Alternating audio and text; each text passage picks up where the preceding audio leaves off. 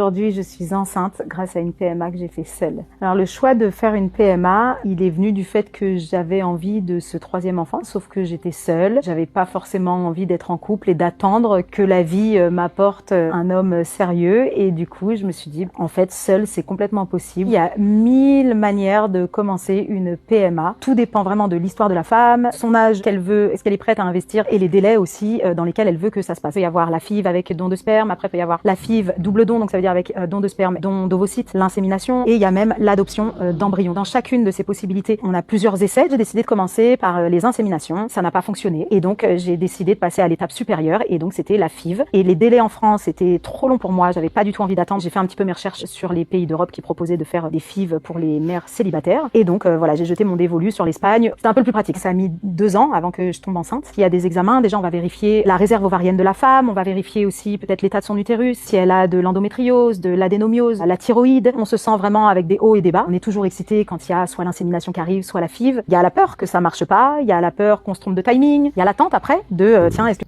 Vous trouverez la grosse partie de l'interview sur la page Instagram de La Noche 92 / et comme ça vous aurez en quelque sorte un avis un peu plus éclairé du cheminement de cette femme.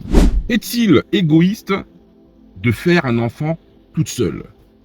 Telle est la question. Est-il égoïste de faire un enfant toute seule, volontairement, grâce aux avancées médicales qui justement permettent d'avoir un enfant toute seule, de faire un bébé seul?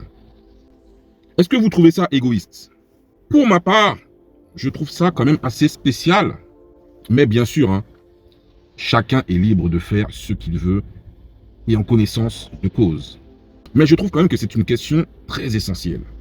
Parce que volontairement, quand tu es une femme, tu te dis, bon, je n'ai pas eu la capacité d'avoir l'engagement d'un homme afin que cet homme se dise, tiens, j'ai envie de fonder une famille avec toi. Alors toi, tu te dis en tant que femme, je vais donc faire un bébé toute seule, vu que les avancées en termes d'assistance, vu que maintenant c'est possible, je vais le faire. Et je me lance dans cette aventure. C'est-à-dire que volontairement, on prive l'enfant d'avoir un père. Oui, bien sûr, je pense que les femmes qui font ce type de pratique vont expliquer le cheminement à l'enfant. Voilà, j'ai voulu avoir un bébé toute seule, voilà, etc. Bon, il y aura tout ce processus d'explication. Mais je trouve ça quand même assez spécial, hein, et vous me direz en commentaire, hein, que le fait de ne pas avoir cette capacité de retenir un homme, d'avoir l'engagement d'un homme, eh bien je trouve que cette incapacité, on l'a fait subir à l'enfant finalement. Toi en tant que femme, tu n'es pas capable de tenir un homme, tu n'es pas capable d'avoir l'engagement d'un homme, de te dire voilà, je suis une femme avec certaines valeurs, avec certaines qualités, et malgré cela, je n'arrive pas à avoir l'engagement suffisant d'un homme pour qu'il puisse se projeter avec moi et fonder une famille. Et souvent, ces femmes vont mettre toute la faute sur l'homme en disant ouais mais de toute façon les hommes sont des incapables, oui mais de toute façon les hommes ne veulent pas s'engager, je tombe que sur des connards, etc. etc. Elles vont trouver tout un tas d'excuses pour diminuer leurs responsabilités personnelles. Et elles vont tout mettre sur le dos des hommes. Du moins de certains hommes, parce que beaucoup de femmes comme ça qui ont du mal à trouver un homme qui souhaite réellement s'engager, sont des femmes qui vont toujours taper plus haut. Elles vont toujours taper, voilà, moi je veux l'homme parfait, je veux l'homme si, je veux l'homme avec tel critère, voilà. Et du coup, tous ces hommes qu'elles souhaitent avoir sont souvent des hommes qui, franchement, n'ont pas envie, du moins pour l'instant, n'ont pas envie de s'engager avec telle ou telle femme. Ils préfèrent, bon, bien sûr, s'amuser. Mais souvent, ces femmes vont à chaque fois vers ce type d'homme. Parce que bien sûr, ben voilà, ils sont beaux. Ces hommes ont toutes les caractéristiques que les femmes apprécient énormément. Mais entre le désir, entre apprécier toutes ces caractéristiques et se dire comment je peux faire pour justement être avec un homme qui est de mon niveau, être avec un homme qui souhaite s'engager et non pas chercher en quelque sorte, de manière très cliché, le Brad Pitt du coin, là, le cheminement est beaucoup plus délicat.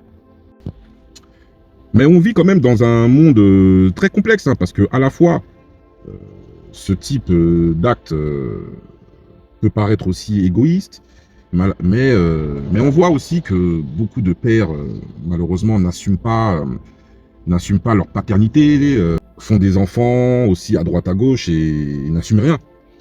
Et c'est vrai que c'est un débat qui est extrêmement complexe. C'est vraiment complexe. C'est vraiment complexe, hein. Franchement, nous les humains, nous avons une complexité qui est, qui est dingue. Qui est dingue. Et c'est vrai que sur ce sujet, voilà, j'aimerais voir un peu les différents avis en commentaire. Voir comment les gens cheminent par rapport justement à cette difficulté de certaines femmes à trouver, non pas un géniteur, mais à trouver un père de famille. Mais je me demande aussi quand même, quand je vois cette femme, je me dis, est-ce que réellement cette femme, quand on la voit, hein, c'est une très belle femme, est-ce que vous pensez réellement qu'elle ne peut pas obtenir l'engagement d'un homme sérieux? Est-ce que vous pensez réellement que cette femme ne peut pas obtenir l'engagement d'un homme posé, sérieux, réfléchi? Je pose la question, je pose ça là. Vous me direz en commentaire. Moi, je pense, moi pour ma part, que cette femme a la capacité de trouver et d'avoir un homme extrêmement sérieux, un homme engagé, mais vers quel type d'homme elle se tourne pour avoir déception sur déception, ou pour ne pas justement trouver l'homme qui sera engagé? Je me pose la question. En tout cas, dites-moi si pour vous le fait de faire un enfant toute seule est une forme d'égoïsme, ou alors c'est tout à fait normal dans cette société en 2025 de faire un peu comme ça, grâce à la biologie, grâce aux avancées médicales. Voilà, maintenant on peut tout faire. Voilà, tout est ouvert. Qu'en pensez-vous? On se rejoint en commentaire.